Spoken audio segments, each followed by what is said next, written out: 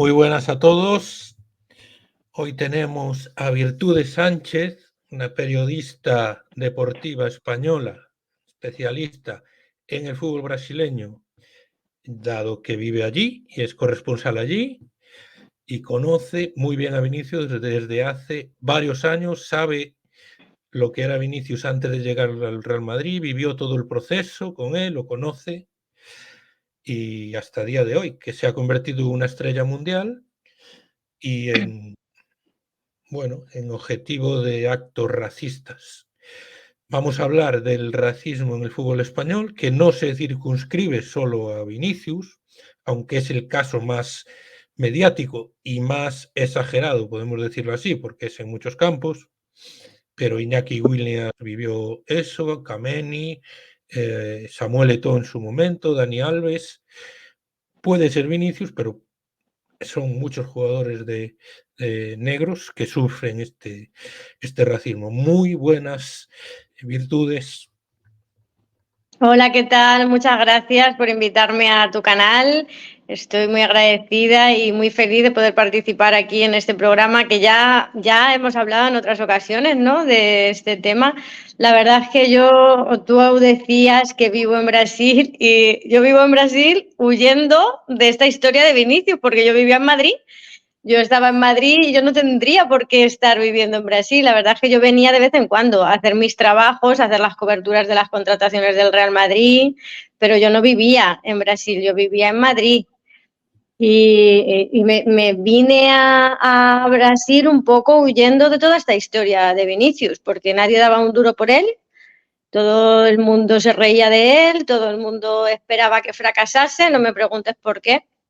Yo esto ya lo empecé a notar aquí en Brasil, lo he contado muchas veces. La prensa brasileña nunca apoyó a Vinicius como lo están apoyando ahora. La prensa brasileña también tiene su parte de culpa, que ahora todo el mundo, qué malos son los españoles, qué racistas son los españoles, no hace nada España, pero es que eso se empezó aquí en Brasil. En Brasil no fue el racismo tan claro, pero sí que hubo un desprecio bastante notable por parte de la prensa también a Vinicius, se reían de él, lo llamaban Negueviña, porque había un jugador en el Flamengo que se llamaba Negueba, que también era muy bueno, pero fracasó, no llegó a nada. Eso suele pasar también con los futbolistas, que no es que no tengan talento, pero a lo mejor las elecciones en la vida equivocadas hacen que no lleguen a donde podrían haber llegado.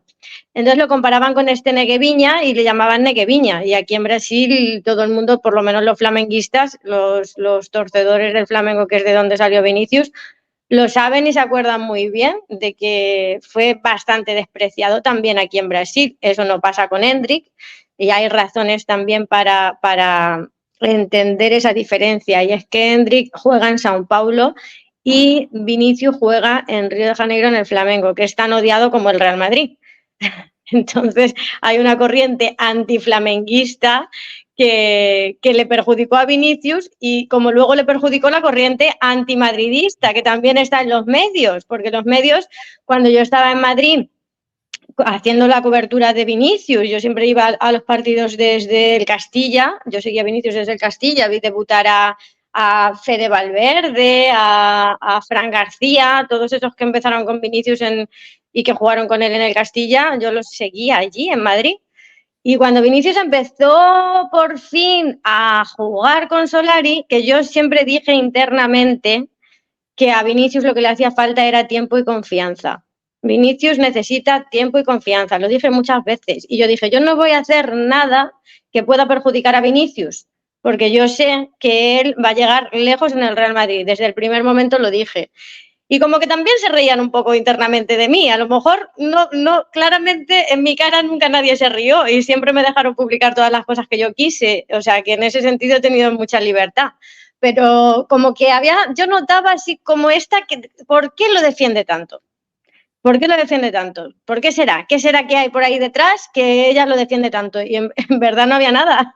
En verdad había que es que Vinicius tiene talento y yo sabía que iba a llegar lejos porque lo conocí, porque sé cómo es su cabeza, porque sé cómo era su preparación, porque conozco al Real Madrid, que yo soy madridista, y yo sabía que esa conexión iba a funcionar. Entonces, cuando empezó a jugar con Solari, que por fin empezó a marcar goles y todo el rollo, yo estaba completamente alejada de los medios, porque no me dejaban escribir de Vinicius. Yo no podía escribir de la evolución de Vinicius, yo podía escribir de cosas aleatorias relacionadas con Vinicius, y yo nunca acepté eso. Porque si yo estaba haciendo la evolución deportiva de Vinicius desde el principio, desde que tenía 16 años, ¿por qué cuando llega al Real Madrid yo soy la única que no puede seguir contando esa evolución? Tengo que contar cosas aleatorias. ¿Por qué? Porque soy mujer. ¿Qué es eso? Entonces, yo dije, estaba todo el mundo hablando de Vinicius, todo el mundo escribiendo de Vinicius, encendía la tele y era Vinicius, veía el periódico, era Vinicius, todo Vinicius, todo Vinicius, y a mí eso me frustró mucho, porque yo, la única que no escribía era yo, y era la que más conocía toda la historia de Vinicius. Entonces yo dije, mira, a tomar por saco, no aguanto más esta situación porque me va a causar una depresión, eso es una frustración profesional muy grande y personal. Y entonces por eso me vine a Brasil. Yo me vine a Brasil huyendo de esa situación y dije, en Río de Janeiro siempre sale el sol, algo bueno ocurrirá, y bueno, al final después trabajé en el Flamengo 2 años, también salí de ahí lo sabes tú, ¿no? ¿Te acuerdas de que conté esa historia? Sí. Que salí también porque me dijeron que no podía viajar con el equipo por ser mujer, que todos los demás eran hombres y yo era mujer. Entonces yo entiendo muy bien a Vinicius en esa parte de la discriminación. No he sufrido racismo, evidentemente, porque soy blanca, pero sí he sufrido discriminación. Entonces entiendo a Vinicius, y siempre que considere que necesita que alguien se exprese por él, que muchas veces es lo que pasa en España, que yo creo que no hay...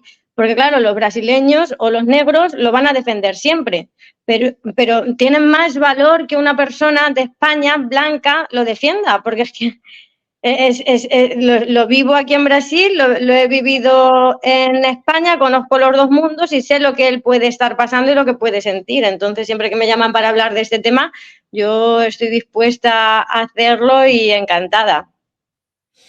Bueno, Vinicius vivió 2 partes claramente diferenciadas en el Real Madrid. Las primeras 3 temporadas, la gente se dice aquí que era un meme, ¿no? Porque era de lo que se hablaba de Vinicius era de su falta de puntería delante de la portería.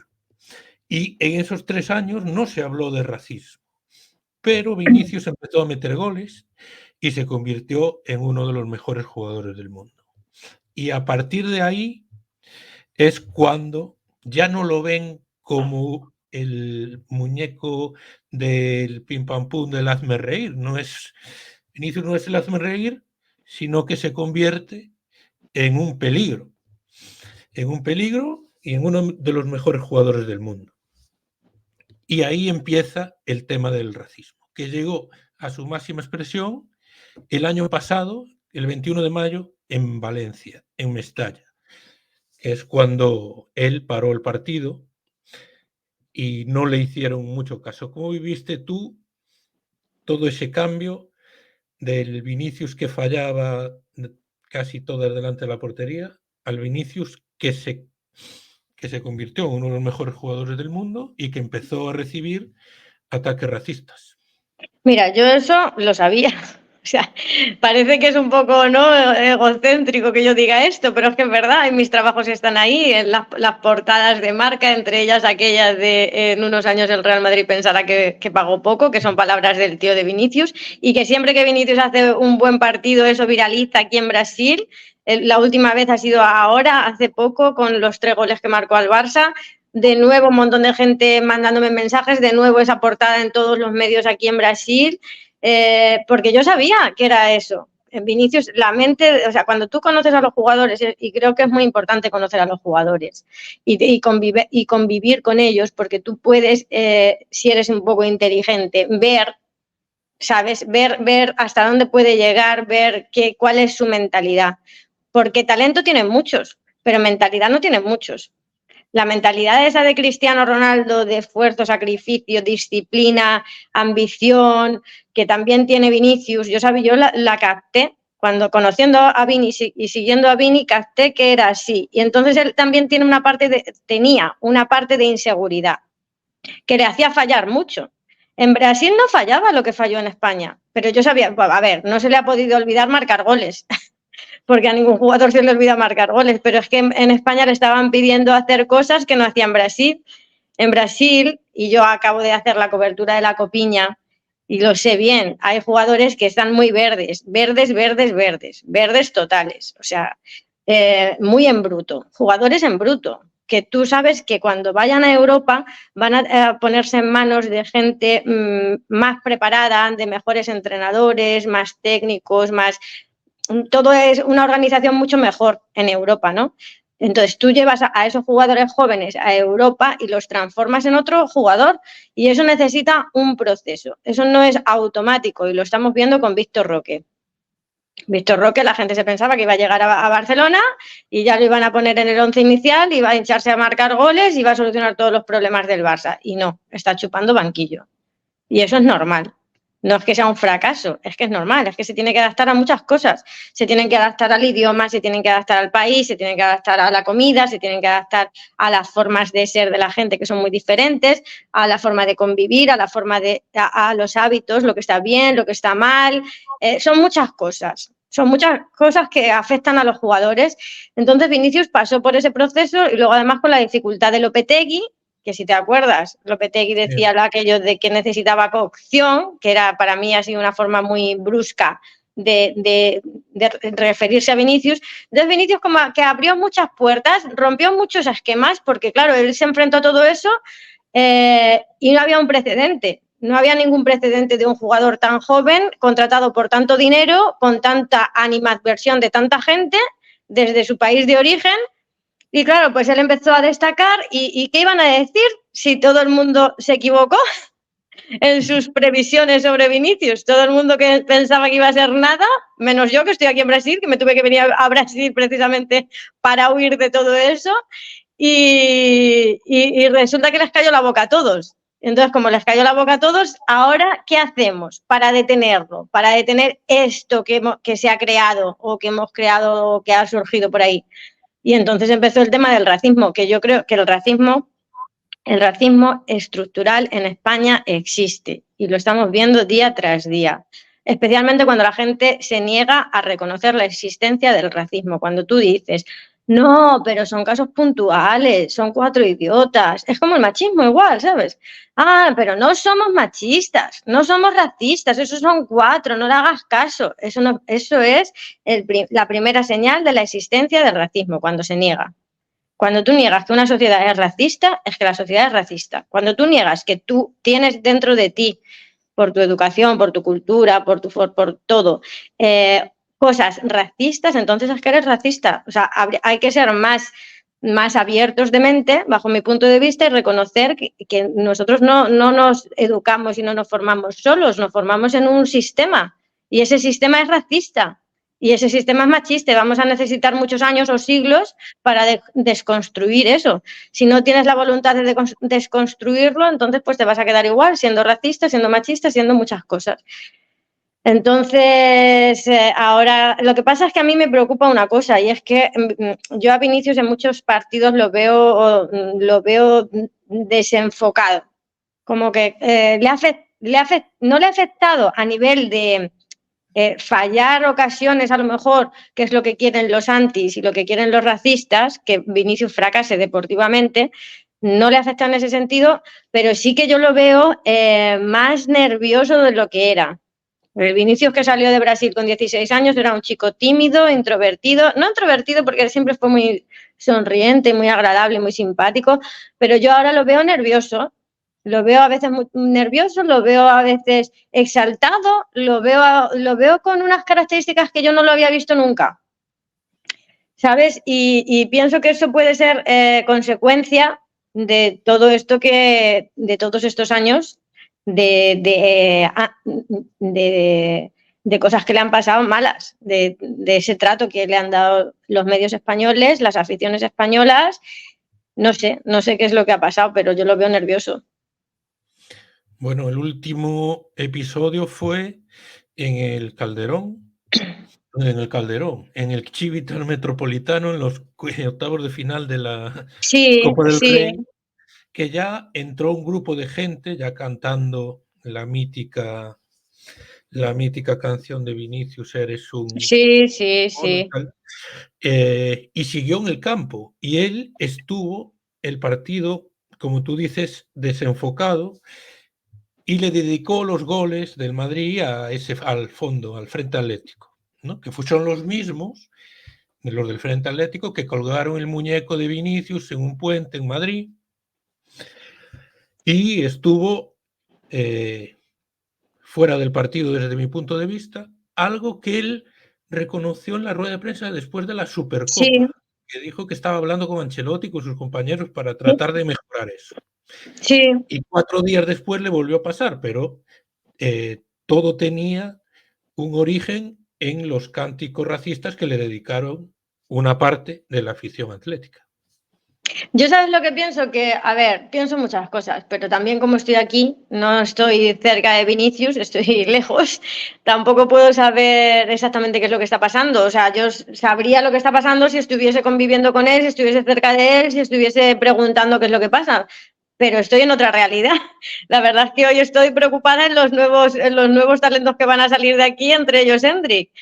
Entonces me he perdido un poco esa fase, pero yo creo que Vinicius cuando salió de Brasil estaba muy bien asesorado, porque aquí él tenía a gente muy buena, asesores muy buenos, mucho más veteranos, gente que se sentaba con él y le decía, porque Vinicius es muy explosivo, siempre ha sido muy explosivo. Y si no fuese tan explosivo, a lo mejor no sería tan bueno. No le podemos quitar la explosividad, porque si le quitamos la explosividad, le quitamos su esencia y le quitamos lo mejor que él tiene. Entonces, Vinicius siempre ha sido muy explosivo. Y cuando hacía alguna cosa que molestaba a las aficiones rivales, y me acuerdo perfectamente del día del Botafogo, cuando él hizo lo del Chororó, que tiene una historia, lo del Chororó tiene una historia, lo conté en Marca, en español, la historia del Chororó. Pero bueno, fue una cosa que importunó mucho a la gente, que molestó mucho y que incitó más el antivinicismo, ¿no? Aquí en Brasil. Y entonces los asesores se sentaban con él y le decían, Vini, vamos a conversar. Y Vinicius se sentaba, conversaba, escuchaba, reconocía sus errores y trataba de no volverlos a cometer. Yo creo que cuando él dejó de trabajar con esa gente, con esos asesores, ahí se perdió un poco esa disciplina, a lo mejor, o esa enseñanza que le daban, ¿sabes? Porque al final es un chico muy joven que no ha terminado de educarse y que el asesor también lo está educando. Tiene para mí tiene una labor educacional también un asesor cuando es un asesor de chicos jóvenes. Pero claro, si tú tienes un asesor que es más joven, que no tiene tanta formación, que no tiene tanta experiencia, que no conoce el país, que no conoce la cultura española, que no sabe que puede ofender o que puede, pues entonces ahí te pierdes. Y para mí es lo que pasó. Para mí es lo que pasó. Creo que Vinicius tendría que haber estado en esa fase de cambio de Brasil a España mejor asesorado, porque han sido años fundamentales. Creo que a lo mejor él no, o la gente que está con él, no ha entendido la idiosincrasia española, que hay que tener mucho cuidado también con eso, y creo que muchas cosas podrían haberse evitado. Yo creo que muchas cosas se podrían haber evitado, porque si Vinicius no hubiese llegado al punto de exaltarse tanto en los campos, como pasó el otro día, pues ese odio hacia él estaría más controlado. Pero es que al final la prensa coge, como él bien dijo, que es verdad, cogen las imágenes que les interesan, sobre esas imágenes construyen un relato que les interesa, que sabemos que es antimadridista, y ponen a todo el mundo contra él. Y eso es infrenable. ¿Cómo lo vas a Bueno, frenar ahora? la bola de nieve se ha hecho muy grande ya. Sí, En Mestalla, que los valencianistas o una parte de los valencianistas le acusan de provocador, cuando llega, fue en mayo del año pasado, cuando llega el autobús del Real Madrid a Mestalla, antes de que Vinicius se baje del autobús, cientos de aficionados del Valencia le estaban cantando Vinicius eres un mono. Entonces, si él es el provocador y no ha bajado aún del autobús y ya le están llamando mono, No, porque es como que se ha asumido en España que llamar mono a una persona es como un insulto, es equivalente a un insulto, como si yo te llamo imbécil, ¿sabes? Lo que pasa es que no es lo mismo. Llamar mono es una ofensa racista. Yo hice una entrevista a un abogado español de Madrid que me dijo que no existen leyes antirracistas en España. O sea, por qué se dan todas estas situaciones? Pues porque España tiene una ley racista, porque si tuviese una ley antirracista no existirían estas cosas. La gente tendría miedo a ser sancionado, tendría miedo a ser detenido, tendría miedo de muchas cosas, pero en España no pasa nada. Entonces, como no pasa nada, pues se asume que decir mono es como decir idiota, que no es lo mismo, porque decir mono es una ofensa racista y el racismo debería ser un delito y deberían tomarse medidas contra ese delito. Yo creo que la FIFA es la única institución que parece que se está comprometiendo un poco más firmemente a tomar medidas. No sé si es de cara a la galería o con otros intereses comerciales, seguramente, pero me parece que es la institución que más está haciendo por poner límites a este tipo de situaciones. Y ha llamado la atención varias veces a España, pero es que no es solo el fútbol español, es el fútbol español y es el país, es la sociedad española. Para la sociedad española llamarle mono a un negro es normal. Bueno, una parte de cada afición, pues parece que entra al campo y se olvida de ser persona. Pues no creo que vaya por la calle diciéndole a todos los negros que son unos monos, sino entran en un campo de fútbol y parece que ahí todo vale y se dedican a insultar a los jugadores, ¿Y al árbitro, todo tú el crees mundo. que porque no lo digan en su día a día no son racistas? Porque yo creo, porque por No, no, que ejemplo, sí. para un machista, yo no necesito que alguien me diga vete a fregar los platos para saber que alguien es machista. Con sus actitudes me sobra, ¿sabes? Entonces, con los negros me imagino que también pasará. Que los negros, no hace falta que te digan eres un negro de mierda para que un negro, por las actitudes de las otras personas, entienda que la persona es racista. Sí, sí, no, eso está claro, pero quiero decir que entra en un campo de fútbol y hay barra libre. Sí, Dice porque, lo que le porque pasa por la cabeza. se dice eso en los medios también. Se fomenta esa cosa de no pasa nada. Si es que a mí me ha pasado como mujer, ¿sabes? Cuando me han hecho alguna cosa y yo he dicho, oye, que me está pasando esto, y me dicen, ah, no pasa nada, no le des importancia. ¿Cómo que no le doy importancia? Y Vinicius igual, y con el racismo igual, ah, no pasa nada, no le deis importancia, son cuatro locos, es el fútbol, es así. Tenemos que empezar a desconstruir eso, a impedir que se siga justificando ese tipo de actitudes y ese tipo de cosas porque es el fútbol y como en el fútbol todo vale, perdona, en el fútbol no todo vale y no todo debería valer. Vamos a tener que empezar a cambiar un poco estas estructuras que hemos permitido que existan a lo largo de los años, yo creo. Pero la liga está tomando muy pocas medidas para frenarlo. Y La prueba de liga, ello, bueno, exactamente. la Copa la organiza la federación y pasó lo mismo. No se están tomando medidas por las organizaciones, tanto la federación como la liga, suficientes como para que eso se erradique de los estadios del No, fútbol y al español. final, ¿sabes qué creo que va a poder, que puede pasar? Que creo que puede pasar si esto sigue así, si se repite un día como el de Valencia. Tendría que ser una cosa muy grande para que pasase. Pero yo creo que la FIFA podría sancionar a España, al fútbol español, porque la principal encargada de poner medidas, de tomar medidas, es la Federación Española. Y la Federación Española no toma ninguna medida. La Liga toma medidas de cara a la galería, como todos sabemos. Mientras Tebas se enzarza allí en las redes sociales contra todo el que defienda a Vinicius o defienda al Real Madrid. Entonces, es un juego de intereses que o se toman medidas primero desde la FIFA contra el fútbol español y luego también el gobierno de España. España tiene que empezar a hacer leyes antirracistas. Porque claro, no es todo solo en el fútbol, es que el fútbol es el reflejo de la sociedad. Si tú tienes una sociedad que no es racista, pues nadie va a llegar al fútbol y va a ser racista, porque no eres racista.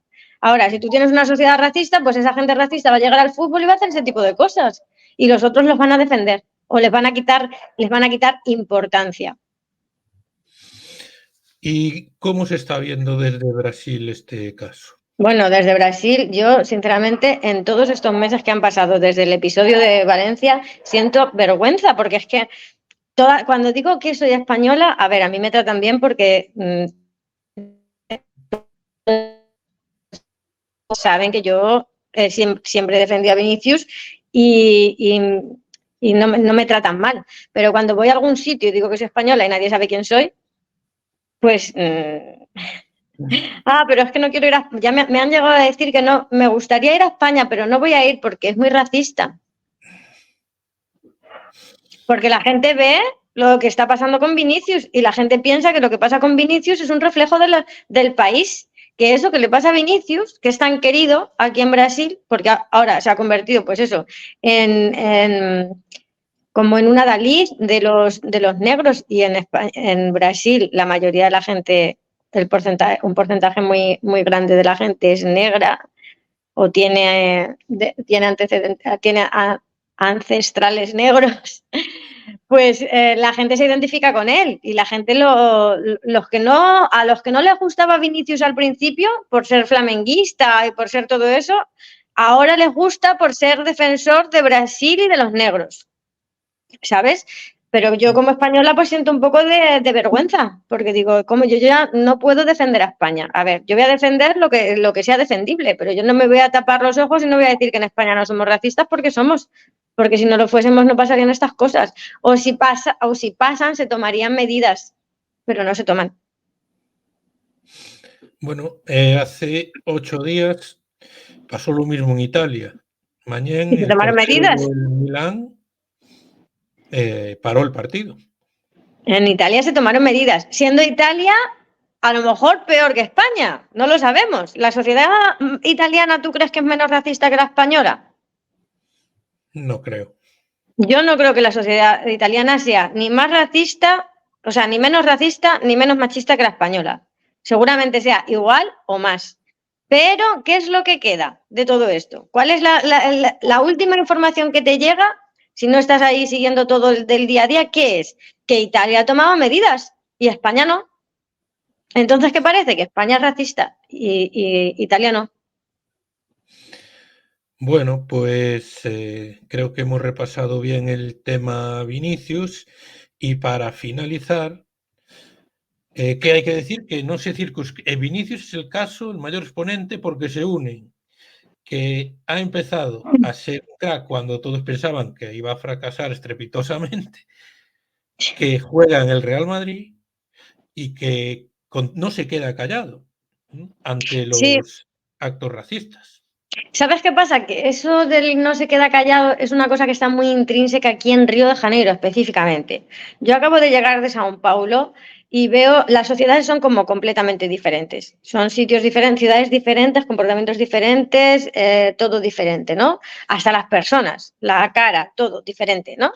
Y en Río, los chicos como Vinicius, los negros de esa edad, tienen como que va dentro de ellos y han sido educados para protestar y contra el racismo y no a admitir ese tipo de situaciones, ¿sabes? Y después de ir al Instituto Vini Junior, que hice un reportaje allí en el Instituto Vini Junior con los niños y todo eso, lo vi más claramente. Los niños son educados en una educación antirracista y una educación para que ellos, cuando pase alguna situación racista, se impongan y se hagan respetar.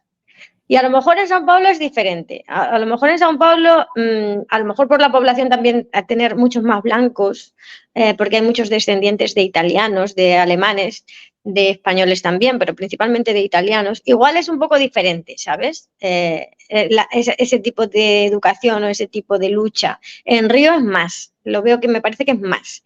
Y por Vini ser de la periferia de Río de Janeiro, lo lleva dentro, que él tiene que protestar ante una situación racista. Y a lo mejor otros jugadores pues lo toman como más normal, como bueno, si uno más me da igual, voy a ignorar que está pasando esto. Y al final yo me planteo una cosa y es esa actitud de Vinicius, que yo aprendí de esa actitud de Vinicius, porque dije, mira, si no te quejas, pues parece que no pasan las cosas. Entonces te tienes que quejar, tienes que reclamar y tienes que señalar con el dedo para que no pasen. Pero ¿le ha beneficiado en algo? Porque es que yo creo que no le ha beneficiado tampoco en nada, porque sigue, sigue. Yo creo que ya la gente sabe que le puede sacar de los partidos y lo utilizan ya constantemente para que pase lo que pasó el día del Atlético de Madrid, ¿no? Que parece que Yo creo que Vini, y si cuando vaya a Madrid y si tengo la oportunidad de verlo, me gustaría hablar con él sobre este tema. Porque es que yo creo que él en ningún momento yo le he dado la razón a los jugadores del Real Madrid, porque pienso que siempre tendrían que haberlo defendido más activamente. Pero ya después de tanto tiempo, después de tantos casos y después de que ya él ya está más adaptado en España y ya sabe que esta gente que le insulta de forma racista lo hace para provocarlo, para desquiciarlo y para sacarlo del partido, creo que él tendría que ser más estratégico y más a lo mejor más maduro, y él debe estar en ese proceso de enmadurecimiento, ¿no? De decir, sé que esta gente está haciendo eso, sé que eso es racista, pero sé que en el fondo lo que quieren es que yo haga un mal partido y me quieren ver desquiciado. Entonces yo lo que tengo que hacer es no darles satisfacción y no caer en la pilla, como dicen aquí en Brasil, aquí dicen caer en la pilla, cuando alguien te provoca y tú entras en la provocación, ¿no? Pues no caer en la pilla de los racistas, porque si tú caes en eso, te sales del partido y una vez no se sale, pero otra sí se sale. Y al final el que queda mal es él. sí, bueno, es lo que él dijo en la Sí, rueda de prensa, que estaba con Ancelotti y con los compañeros, pues tratando de mejorar eso. yo creo que es que él se da cuenta, él lo sabe, pero él está todavía en esa fase de que no se puede controlar a sí mismo. Pero bueno, yo creo que acabará haciéndolo con el Lo paso de acabará los haciendo, años. sí. Sí, se irá calmando. Y después que no se circunscribe. Evidentemente el caso más mediático es el de Vinicius, pero no se circunscribe a Vinicius, porque a Diacabí, jugador del Valencia, le pasó con anterioridad. Y a Iñaki Williams le pasó. Sí, Entonces, pero un luego tú problema también ves a mucha general. gente que dice, siempre hay por ahí, y también en YouTube, mucha gente, incluso madridistas, que cuando hay un caso de racismo tan claro, te sacan otro de alguien que se inventó o que hizo una dimensión mayor o que sufrió tal y luego no era racismo. Es como el machismo igual, ¿sabes? Cuando hay 50 mujeres asesinadas al año en España o 70, siempre hay uno que es machista que te dice, pero hay muchas denuncias falsas. Siendo que tú te vas a los datos y no hay prácticamente, el porcentaje es mínimo, irrelevante total. Pues con el racismo es igual. Hay no sé cuántos casos de racismo. Iñaki Williams lo sufrió, el otro. Pero siempre va a haber alguien que te dice, no, pero a ese que acusó a no sé quién de ataques racistas en realidad no eran. Eso es lo que tenemos que ir a acabar con eso. A dejar de estar de acuerdo con esa gente que defiende ese tipo de cosas que son racistas. Sí, señor. Bueno, creo que le hemos dado un buen repaso al tema.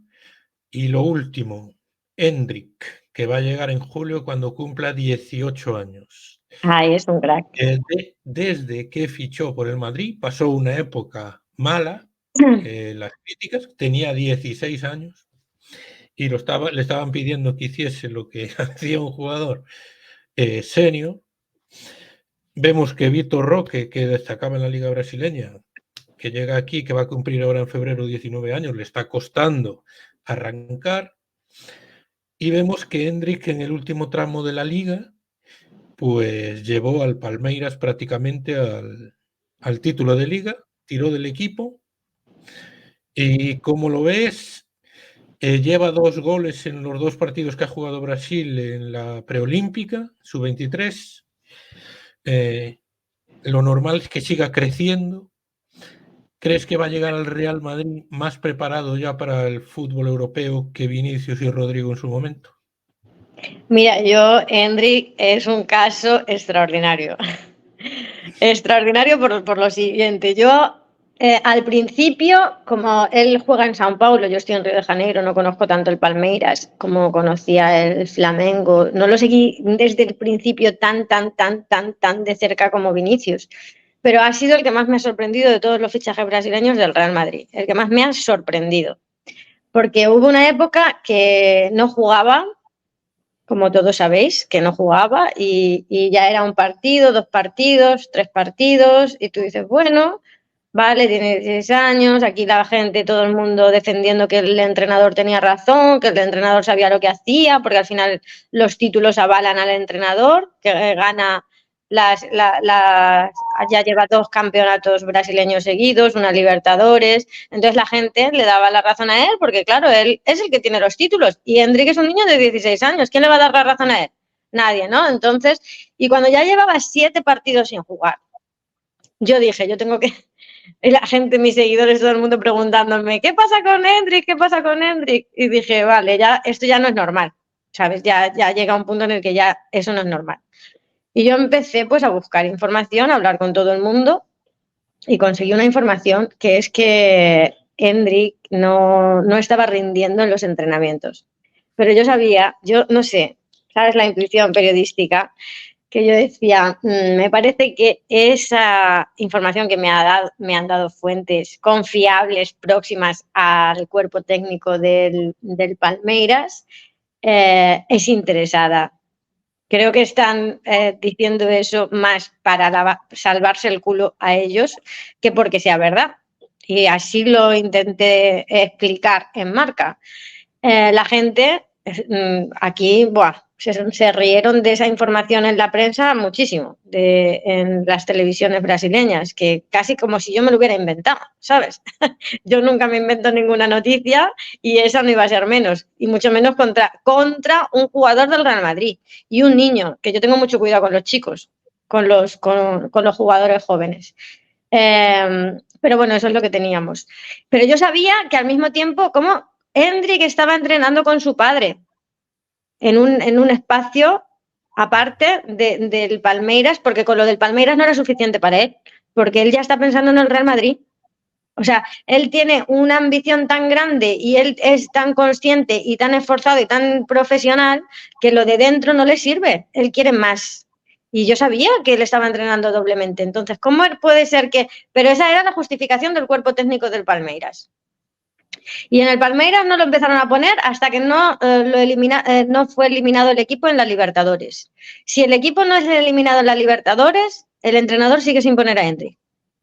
Cuando yo escribí esa noticia del rendimiento de Hendrik, jugó, entró en un partido, en la segunda parte marcó un gol.